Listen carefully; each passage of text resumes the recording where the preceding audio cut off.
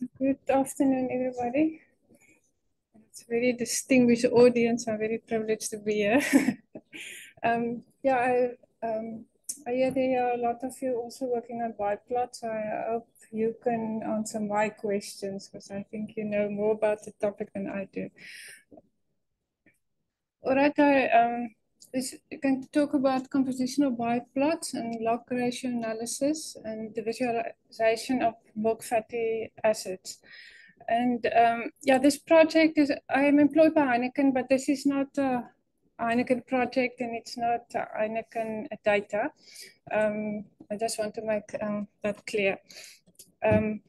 Yeah, the layout, I'll talk about the objectives and give some background of the data and how we employ the log ratio analysis and construct the bioplots from that.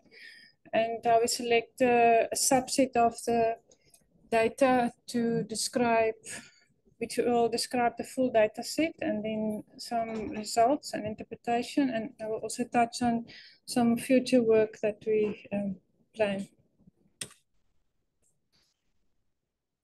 Yeah, the fatty acids in literature always, they refer to it as a composition, but it's not really treated as compositional data. In chemistry, they just refer to the composition if we test everything in there, but they treat it not as compositional data. It usually analyzed by a PCA. So we want to visualize the fatty acid data in the compositional biplots.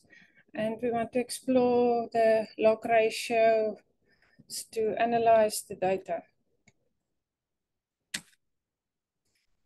The data was provided by Lactanet. It's a dairy production company in Canada. The observations are 557 bulk tank milk samples, and they tested for 74 fatty acids in the milk. The data was collected over a 4-year period over 4 different provinces in Canada. And the data are grouped into 3 groups according to the different diet of the cow, because this is what they were actually interested in. The grass fed is like the picture shows. It's when the cows are grazing outside, they eat a natural diet. Conventional is more dried food, different types of food, but the cows are normally not moving around much.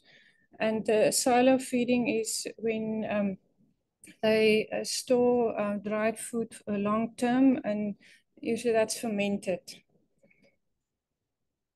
We focus on the diet categories because the other categorical variables were not very interesting. When we have compositional data, so the data is closed and we need strictly positive values. It's scale invariant, permutation invariant, and it, unlike PCA, it has subcompositional coherence. So we can only make inferences about the relative information. We treat it like normal data. We have spurious correlations, and therefore we need to do a log transformation, apply log ratio analysis. So as we know, we need strictly positive values if you want to employ the log transformation. So, but in chemistry data, we always sit with a lot of zeros in the data. And it's not actually structural zeros. It's more that the value is just below the detection limit. So no, it's not really zero. And Greenacre tested a method where we replaced the zeros with a very low positive value, typically half the detection limit. And it was tested and proved to be a good approximation to replace the zeros. And in this type of data for the fatty acids, there are huge differences in the concentration ranges. For example, the highest concentration for one variable is 10,000 times more than the lowest one. So we also have to compensate for that. And we have to look out for the unit of measure, because it's expressed in a lot of different ways. And I haven't seen before that anyone is paying attention to that in literature. Everybody reports it and they talk about the ratios, but they don't really mention that unit of measure. And in chemistry, we have a special unit, the mole. Some of you will remember from chemistry class. So we cannot compare two chemical substances that are different gram by gram. They have different molecular weights, because the unit we use is the moles. We have to convert from grams to moles. We actually count the molecules in chemistry. We don't weigh them. That's what the mole means. So to compensate for the high concentrations and low concentrations in the same data set, we apply weights. Otherwise, we sit with ratios that are very high or very low. And usually the error of measurement of each fatty acid or each variable will be used as the weight. But in the absence of that, like our data set, we use the column means. Now here I just showed in the graph, say the blue bars as when we take the fractions as moles, and that will be the weight that we use in the compositional biplot. And if we have it in grams, the mass fractions, then the black one will be the weight. So it's worth looking into that, because it's not the same value.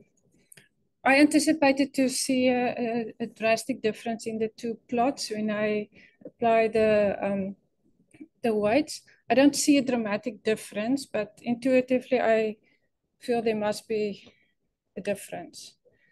And the different transformations we use for to create the biplots are the pairwise log ratios, just the ratio between each pair of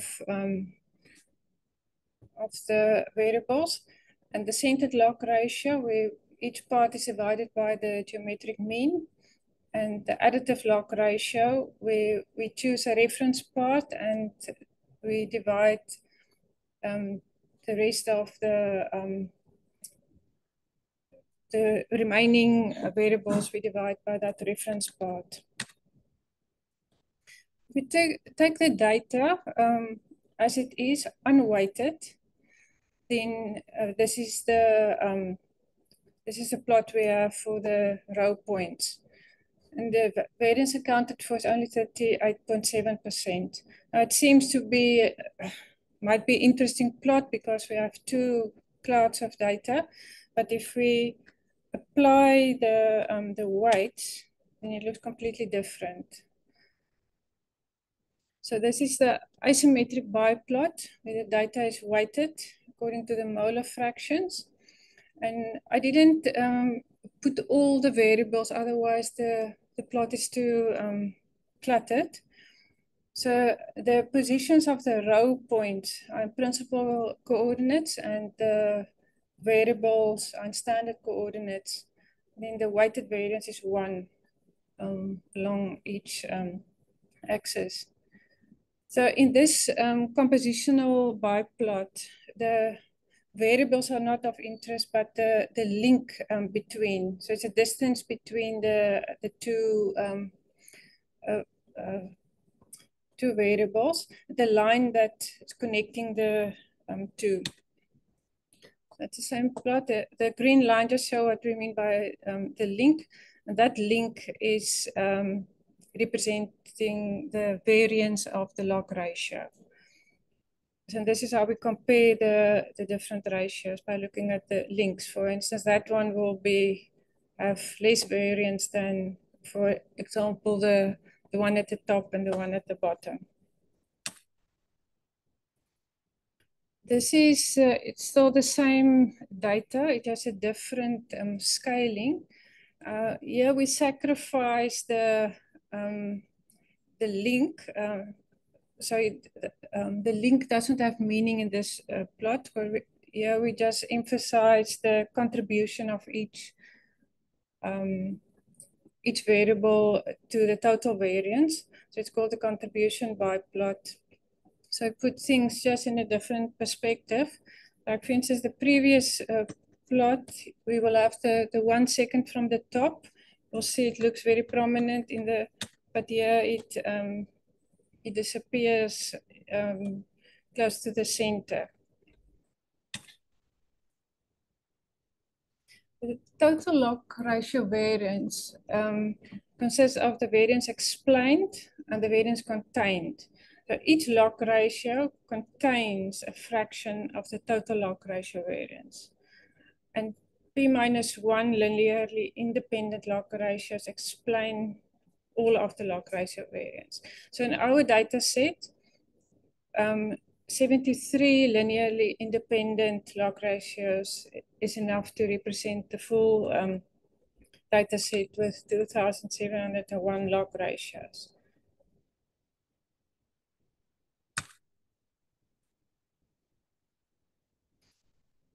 So we don't need the full data set to analyze the data.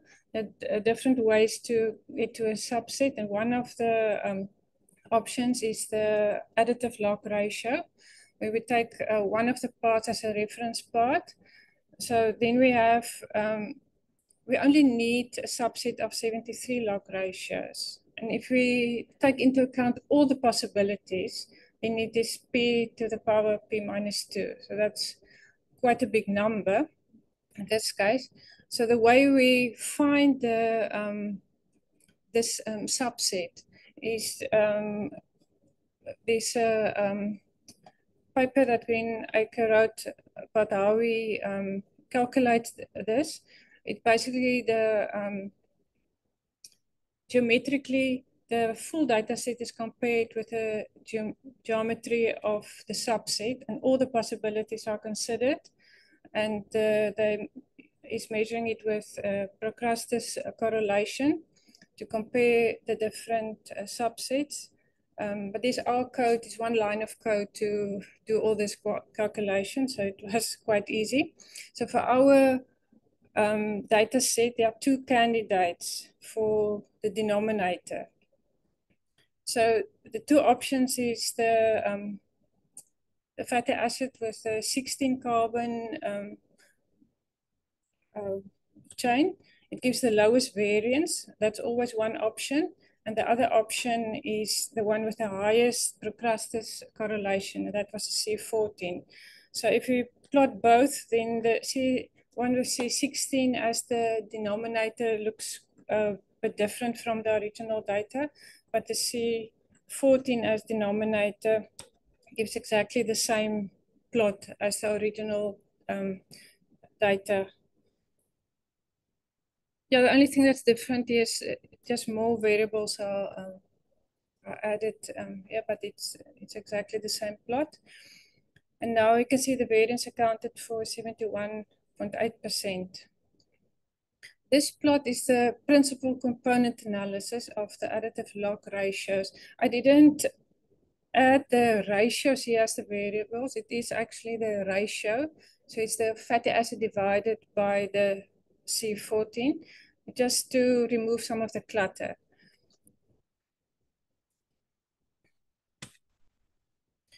Another way of finding a subset is similar to the approach of the additive log ratios. It's a stepwise selection, and there's also a lot of possibilities, but this method is more involved. So the ratios are chosen one by one, and because there are so many options, the analyst should know enough about the subject to be able to choose the ones that is relevant, because there's not only one option. We just did one run of of this to make a selection. Then after 25 steps, it gives us this series of ratios. And if we put this in a biplot, it's still the same biplot. You see just the scale, the horizontal scale is a bit different, but it is the same cloud of data. You can see the variables are the same. The variance accounted for is 70.4%. And this is a subset of 31 fatty acids. So it's exactly the same as the original set of 74, as we can get the same information from these plots. I just want to mention why are we looking at the ratios. I cannot discuss everything. I just want to highlight a few. The ALA stands for alpha-linolenic acid, and it's part of a group of fatty acids we call omega-3. And linoleic acid, which is part of a group of omega-6 fatty acid. And this ratio is important for nutritionists. You maybe all have heard these words somewhere before. The omega-3 are the ones you're supposed to eat more of, and the omega-6 are the ones you're supposed to eat less of. Because in the Western diet, the ratio of these two fatty acids in our diet is completely skewed. So this is something that nutritionists want to restore. That's why this is of interest. The second ratio, it's the carbon 18 chain with one double bond in the 11th position, and another carbon 18 chain with one double bond in the 10th position. This ratio is important in the production of milk. So the animal nutritionists are interested in that ratio. And the next one as well, CLA stands for conjugated linoleic acid. It's a whole group of structural isomers of the same compound. And only these two mentioned here are biologically active. And they also play a role in human health. They also play a role in the production of milk. So the animal nutritionists are interested in this ratio.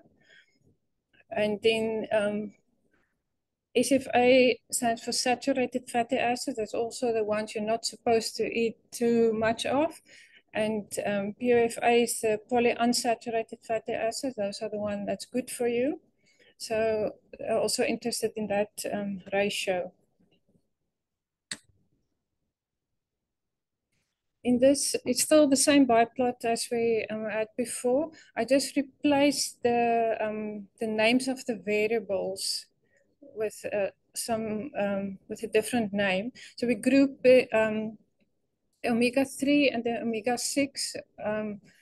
It's a group of fatty acids. That omega-3 means it's the third last carbon as a double bond, and the omega-6 means the sixth last one as a double bond. So these fatty acids can be influenced by the diet of the cow. So there are a lot of literature on this. That if they can manipulate the diet that to have more of the omega-3 fatty acids ending up in the milk, then the milk will be more nutritious. So the blue cloud is the omega, no, sorry. The blue cloud is the grass-fed cows, and the red one is the conventional. So here we can see the omega-3 ones are more part of the grass-fed, and the omega-6 part of the other group. And this is what we see in literature. That is what they tell us. So the biplot just, or the data can confirm what we already know about these fatty acids. But now you can, if you look at the ratio, again, the links between them, some of them are very large. So the omega-3, that's just in chemistry for some reason, the omega, they write as an N. I think it's just easier. So that N3 means omega-3. So you can see the link, for example, between the top one and the bottom one. There's a lot of variation in that ratio. Then some of the others disappear. In the middle, there's not a lot of variation. Yeah, that's the same plot. I just put only the alpha-linoleic acid and the linoleic acid. What's interesting to me, if you see in the previous plot, some of the links are very large, so there's a lot of variability. If we look at the group as a whole, but if we, I'm not sure if you can see at the bottom, it's not very clear, but it is the omega-6 disappears there close to the origin, the other one as well. So I'm wondering if they tell us in literature that the milk has more of the N3, the specific fatty acid. But now that ratio between these two, there's not a lot of variation. So at this point, I'm not sure exactly what that means, but I think it's something worth looking into. Yeah, it's still the same plot. It's just the biochemical pathway of the linoleic acid in the rumen. There are two pathways that it goes to stearic acid, the one at the bottom. I just plotted these 6 variables to look at the ratios. So this is not my field of expertise, the biochemistry, and I'm also not a nutritionist, but I think it's very interesting to look at the ratios because it's a biological process. Where you see the arrow, there's an enzyme involved, and in the biological processes, it's always about the ratio between the different components because there are competing reactions, there are feedback reactions. So I think from an animal nutritionist point of view, this will be a valuable plot to use because you can compare the ratios. And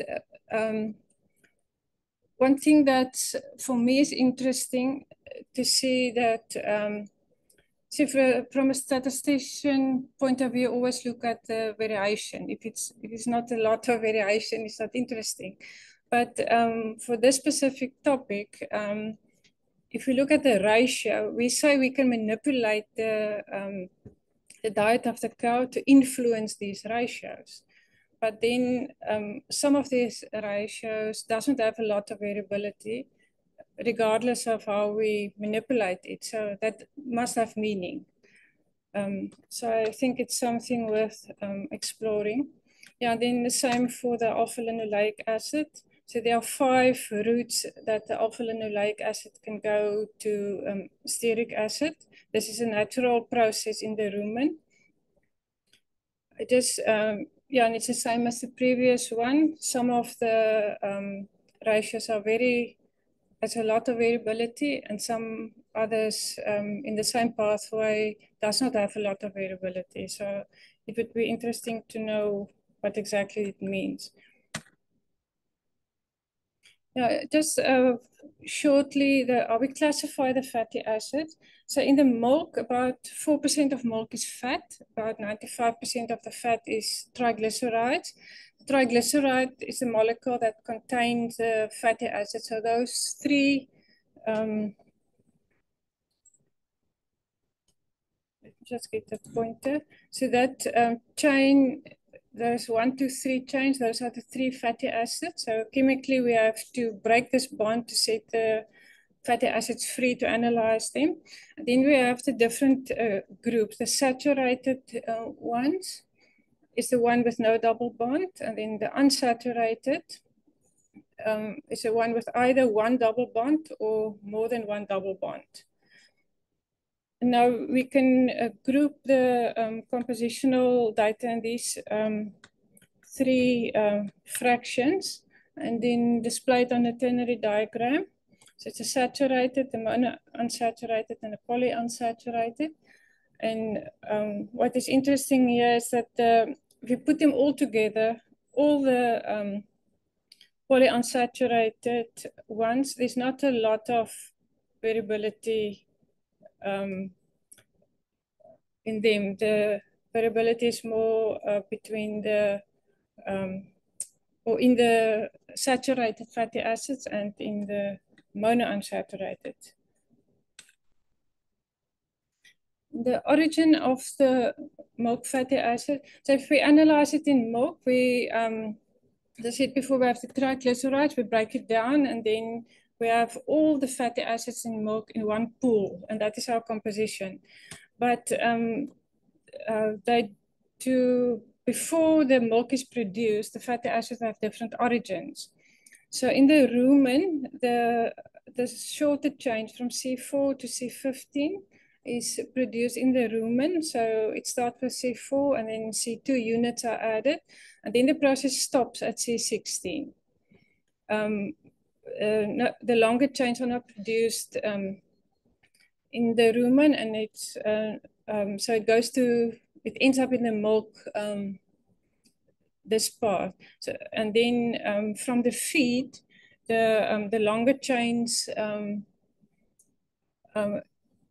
yeah, the fat in the feed of the cow contains the longer chains, and it goes via the rumen, many of them unchanged, and many of the, so the polyunsaturated ones become saturated in the rumen. And that's one of the things they, the animal nutritionists try to manipulate, because we don't want a lot of the saturated fat. But the feed also include a lot of the C16 and the 16 with one double bond. So this middle part is about 30% of the bulk of the fatty acid. So now again, we can divide it in three fractions, three groups, and put it on a ternary diagram. So you can see the mix once they, yeah, there's a lot of variability, but they are more similar than the de novo and the preformed fatty acids. Now, if you look at literature, it's not always the same variables that are tested. Depends on what the researcher are interested in, and it's also, it's a very time-consuming, very expensive method to test for all the fatty acids. So if you're not interested in some of them, there's no need to test for that. So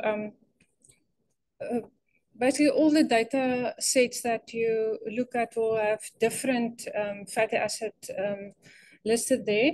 And we cannot compare the data sets unless we look at the ratios.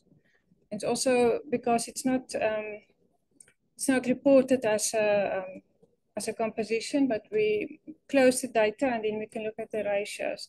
So the log ratio analysis is a perfect tool to compare the different fatty acid data sets, regardless of which fatty acids were quantified.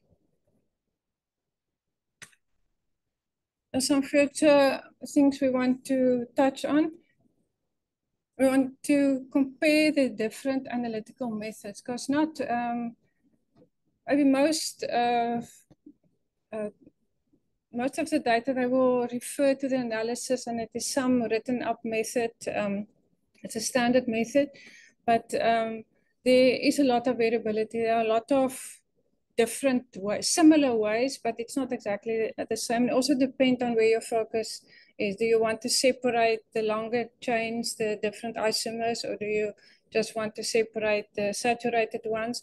So there are a lot of different methods to analyze. I would like to compare the different data sets that originated from different analytical methods and see if we get the same result, or is there something else going on. And they also want to yeah, compare different data sets. For instance, a data set from Canada I get the same result from if I have the same parameters in New Zealand or South Africa. It would be interesting to see that. And I also want to look at the subcompositional coherence, like that picture I showed you. So if we only take the noble fatty acids, how will the result compare with a full set? Or if we only look at the preformed ones, how would they compare? Because I have a suspicion that the moment you look at a much smaller data set, so only the de novo, then things become skewed because the C16 is coming from both sides, and you don't have a composition anymore. So that's something I want to explore. These are my references. And then I want to thank Raisa for, she's been with me on this journey for quite some time now. And Latanet, who provided the data to us, and Heineken Beverages, my employer.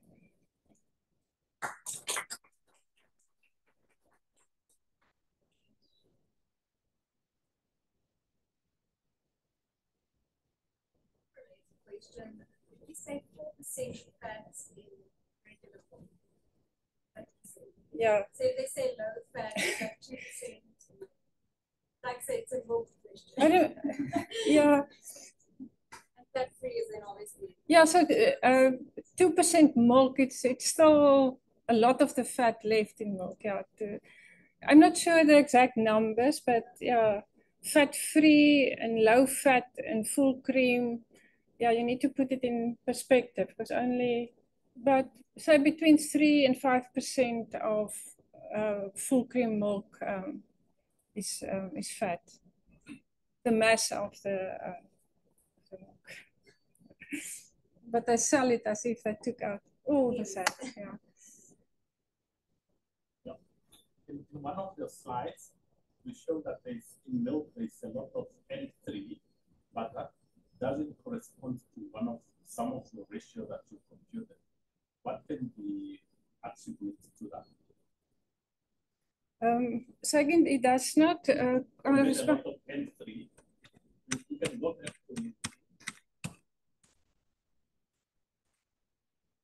this one. Okay. Only at, this is the one with the N3 and the N.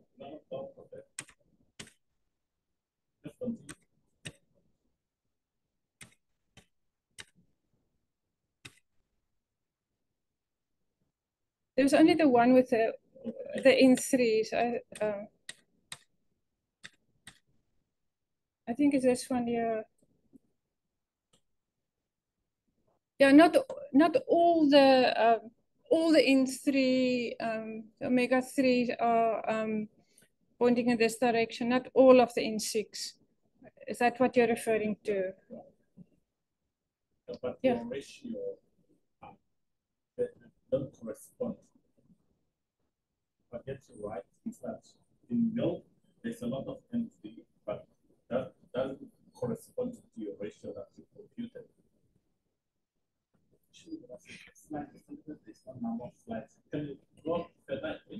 Yes, I did not really say compute the ratios and look at those numbers. Was not the aim. We want to look at how they vary within a group. This was the other one. Not sure which one you are referring to.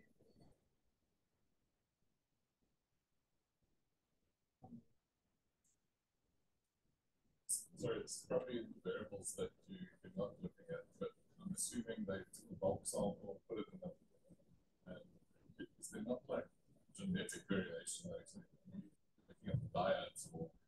Yeah, yeah, that's true.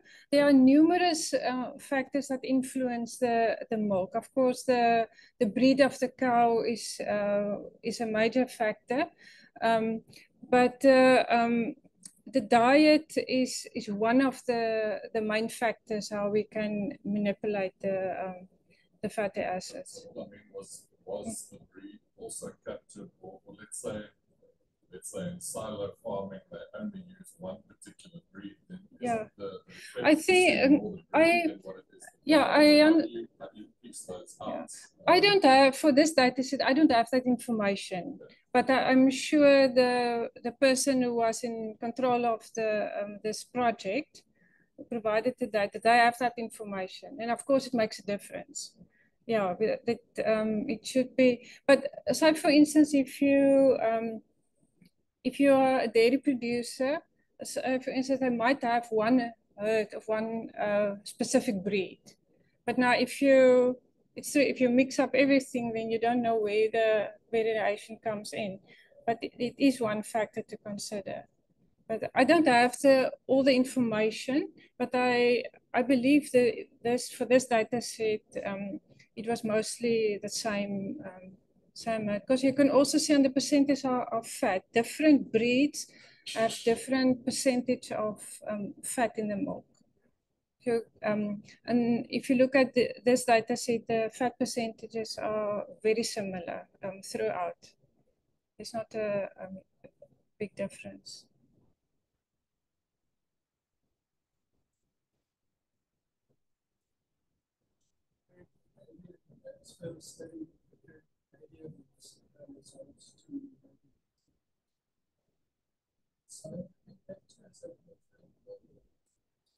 I'm looking for data.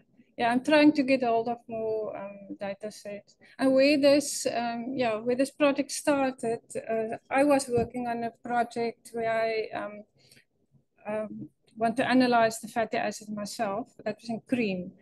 But if I have to wait until I have all the data, it will take some time. So, but that, yeah, I haven't really